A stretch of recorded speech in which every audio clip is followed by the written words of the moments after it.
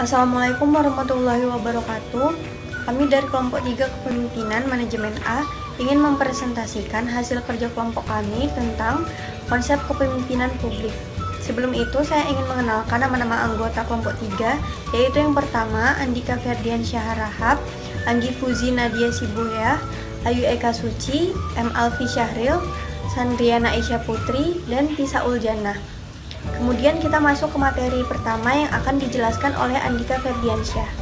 Saya akan menjelaskan tentang pengertian pelayanan publik. Istilah pelayanan publik diartikan sebagai pemberian layanan atau melayani keperluan orang atau masyarakat yang mempunyai kepentingan pada organisasi itu, sesuai dengan aturan pokok dan tata cara. Selanjutnya menurut Ismail, pelayanan publik adalah sebuah pelayanan yang diberikan kepada publik atau pemerintah baik berupa barang atau jasa publik. Adapun berdasarkan keputusan Menpan nomor 63 tahun 2003, pelayanan publik diartikan sebagai kegiatan pelayanan yang dilaksanakan oleh penyelenggara pelayanan publik sebagai upaya pemenuhan kebutuhan penerima pelayanan maupun pelaksanaan ketentuan peraturan perundang-undang yang telah ditetapkan. Adapun ruang lingkup pelayanan publik dapat diklasifikasikan ke dalam 3 kelompok. Yang pertama, kelompok pelayanan administratif, yaitu pelayanan yang menghasilkan berbagai bentuk dokumen resmi yang dibutuhkan oleh publik. Misalnya, status kewarganegaraan, sertifikat, dan masih banyak lainnya. Contohnya, KTP, akta kelahiran, akta kematian, SM, STNK, paspor, IMB, dan lain-lain. Yang kedua, kelompok pelayanan barang. Kelompok pelayanan barang yaitu pelayanan yang menghasilkan berbagai bentuk atau jenis barang yang digunakan oleh publik. Misalnya, jaringan telepon, tenaga listrik, air, dan sebagainya. Poin yang terakhir, yang ketiga, kelompok pelayanan jasa. Kelompok pelayanan jasa yaitu pelayanan yang menghasilkan berbagai jasa yang dibutuhkan oleh publik. Misalnya, pendidikan pemeliharaan, kesehatan, penyelenggaraan jasa, transportasi, dan sebagainya. 2. Kualitas pelayanan publik. Menurut Gotts dan Davis 2002 mendefinisikan kualitas pelayanan sebagai suatu kondisi dinamis yang berhubungan dengan produk, jasa, manusia, proses, dan lingkungan yang memenuhi atau melebihi harapan pelanggan. Account Commission mengidentifikasikan 10 faktor yang menentukan kualitas pelanggan. Yang pertama, akses. Yang kedua, komunikasi, kompetensi, rasa hormat, kredibilitas, keandalan, daya tangkap, keamanan, bukti fisik, dan memahami konsumen. Sedangkan menurut para suraman, Zetam dan Berry adalah service quality, suatu pendekatan berdasarkan perbandingan dan faktor utama yang bersepsi konsumen atas layanan nyata yang mereka terima dan layanan yang sesungguhnya diharapkan atau diinginkan. Model ini memiliki 5 dimensi, yaitu yang pertama ada Tingless, yaitu penampilan atau fasilitas fisik, perlengkapan, pegawai, dan alat-alat komunikasi.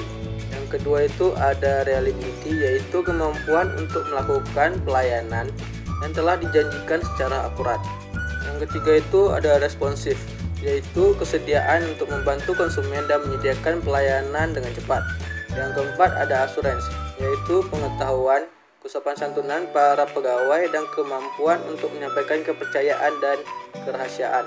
Yang kelima ada empati, yaitu kepedulian dan perhatian individu yang diberikan oleh perusahaan kepada konsumen.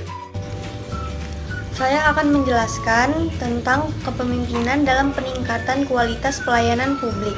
Alasan pelayanan publik sangat penting dan menjadi barometer utama untuk mengukur keberhasilan seorang pemimpin dalam menggerakkan dan mengerahkan semua potensi yang ada di dalam organisasi yang dipimpinnya, yaitu yang pertama, pelayanan publik selama ini menjadi ranah di mana negara yang diwakili pemerintah berinteraksi dengan lembaga-lembaga dan pemerintah.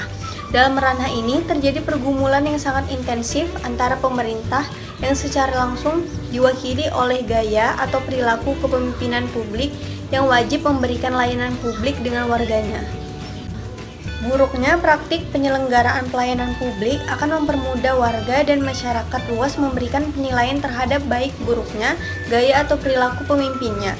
Keberhasilan dalam mewujudkan pelayanan publik secara prima dan berkualitas jelas akan berdampak pada peningkatan dukungan dan kepercayaan masyarakat dalam mensukseskan program kerja yang menjadi tujuan utama kepemimpinannya melalui pelayanan publik.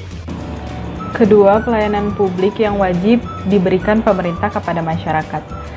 Menjadikan pemimpin harus terus-menerus memotivasi bawahan yang setiap waktu berhubungan langsung dengan masyarakat. Keberhasilan bawahan dalam memberikan pelayanan yang berkualitas kepada masyarakat juga menjadi keberhasilan pemimpinnya, demikian sebaliknya.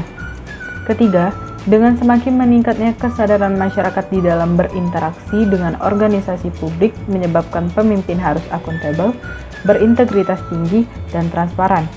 Mengingat dalam suasana reformasi semuanya bisa cepat terlihat dan serba terbuka.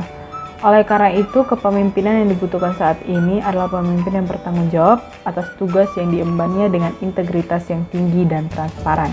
Demikianlah penjelasan kami tentang materi konsep kepemimpinan publik. Terima kasih atas perhatiannya dan kami mohon maaf apabila ada kesalahan dalam pengucapan kata. Wassalamualaikum warahmatullahi wabarakatuh.